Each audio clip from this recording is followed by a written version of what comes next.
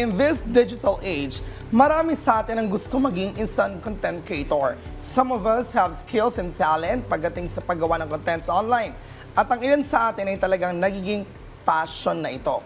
Pero paano nga ba maging isang successful content creator at kumita mula dito?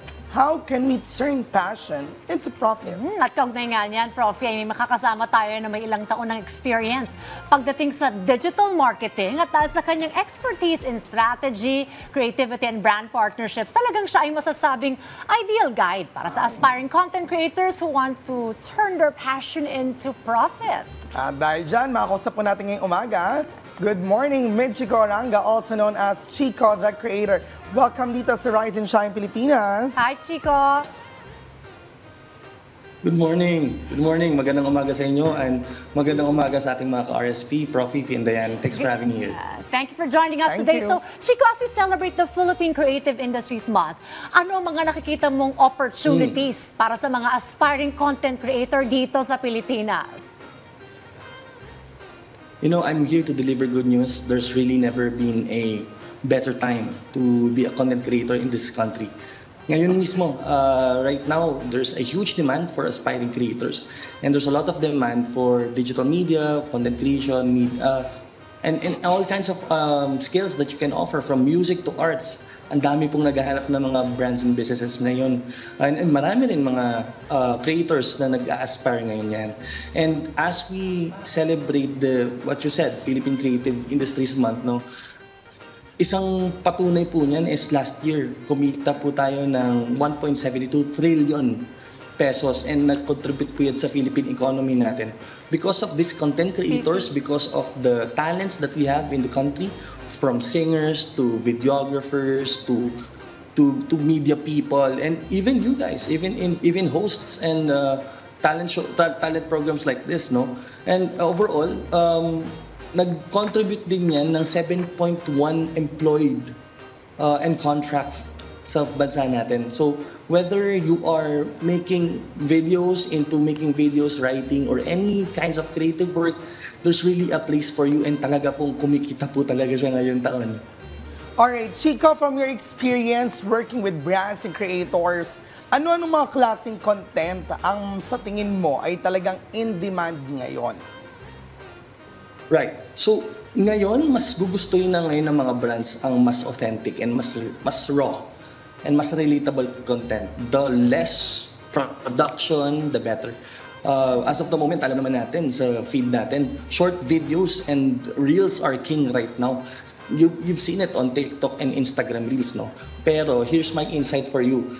As someone who's in the digital space and in the connection between brands, we are seeing a huge potential in the long-form content format, which focuses more on storytelling, high-quality editing, and position yourself na manonood ka sa bahay mo, sa couch mo, sa sala mo, and you watch these videos, and the better quality there is, video available, the higher the income will be when this platform pays you. And people love content naman talaga at the end of the day that, you know, teaches them something or entertains them.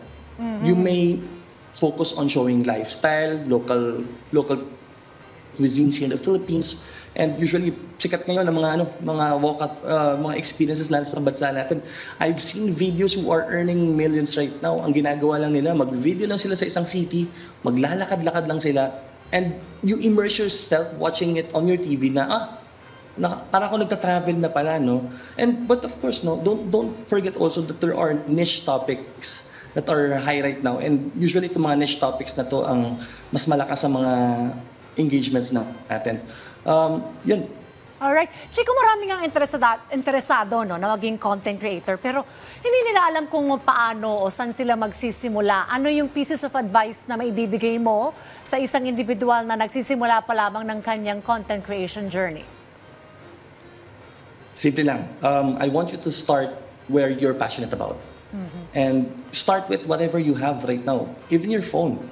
You can start creating content using your phone. Lahat kaya ng mag-video, lahat kaya ng mag-audio record, kaya ng mag-voice over. So this is the perfect time talaga to create content and start contributing your creativity to the world.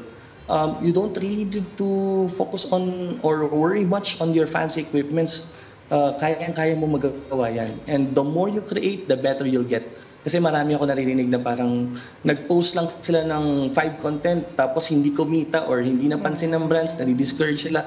I just want to encourage everyone who wants to aspire or wants to create their own content or to be a content creator to just, keep on creating kasi the better mong gawin, the more you do it, the better your content will be. And really, authenticity is really what connects with people. So just be yourself. Alright, you mentioned na kailangan continue o patuloy sa pagka-create ng mga content. Well, ano bang skills ang dapat na matutukan o ma-develop ng aspiring content creators para mapanatili silang competitive sa market? Alam mo, tayo mga Pilipino, likas sa atin yung mga makwento. So what I'm gonna say is storytelling really is important.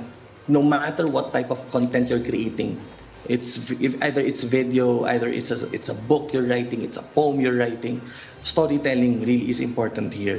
And for videos and for content creators who wants to post content online, at the very least, basic editing and ways to improve your content is king right now. Kasi as I mentioned nga earlier, kung gusto mong mag-set apart ka sa mga iba pang content creators out there and mas mapansin ka ng mga brands, kailangan mo ng konting effort din para mas mapaganda yung content mo. So, higher quality microphones and good editing. Pero yun nga yun, again, you can always start kahit whatever you have. And at the end of the day, just develop your personal brand, pakilala mo kung sino ka, and pakilala mo kung anong unique sa'yo. Okay, marami na mga successful influencers ang kumikita sa pamagitan ng kanilang mga content online. So paano naman kayo mga bagong content creators, Chico, na paano ba nila masisimulang na ma-monetize yung kanilang mga gawa or content kahit hindi pa ganun kataas yung kanilang following? Alam mo, yan yung common misconception. Akala nila, papansin ka lang ng brands kapag mataas ang following mo. But no, even if you start with small following, okay na yun. You can start making money by connecting with your audience and connecting with brands that you wanted to connect with. I just want you to focus on really building that genuine connection with your audience. And kahit maliit lang yung audience mo, connect ka lang sa kanila. Right now, affiliate marketing is huge. So you've seen this, 99 sale. Ang daming mga nagpo-post ng mga kanya-kanyang unboxing, kanya-kanyang promotion ng products. And the way they earn there is once na nakita mo yung content, nagustuhan mo, na-entertain ka, you go to the yellow basket or you add to cart. Right there, meron ka ng percentage ng income. And it's really high right now kasi maraming brands ngayon ang naghahanap talaga ng content creators. Some content creators naman, ang ginagawa nila, kung hindi sila makakuha ng affiliate or brands, sila mismo yung gumagawa ng sarili nilang products. Para yung audience na meron na sila, na fan nila or meron na silang followers talaga na talagang nag-i-enjoy ng content nila, once they start promoting their product or their brand, mas madali na magko-convert yan into sales. And really, the key here is to offer something valuable naman talaga at the end of the day. And just be patient. It really takes time to build and to build up, pero eventually, magugulat ka na lang. Brands will notice you. Your audience will notice you, and whatever you sell will be converting soon.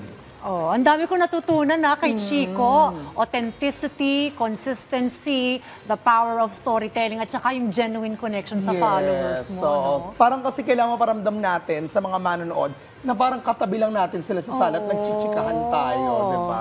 Well, anyway, Chico, mensayo, paalala na lamang para sa ating mga ka-RSP, lalo na sa mga aspiring content creator. Again, inviting everyone to start creating content kasi nowadays talagang in demand yan. And ako mismo as part of my business and as an advertising agency owner myself, marami kaming hinahanap ng mga influencers and KOLs or influencers that you call it from a regular basis. So, kung sino pa yung mas niche sa lugar nila, kunyari talagang sobrang, yung doon ka lang nakafocus sa isang city mo, the better for us. So, start creating, really start creating. nga. Kaya parang na-encourage tuloy tayo na gawa ng mga content Ituloy online. dapat. Totoo. May mga contents na tayo eh. Kailangan Gawa pala lang ng gawa tuloy-tuloy, eh, no? Well, thank you so much, Chico, for sharing your expertise dito sa Rise and Shine Pilipinas. At sabi nga, create something valuable, ano? Yung Yes. makatutulong din dun sa mga manonood ng content sa atin. Thank you so much, Chico. Thank you so much too. Have a good one.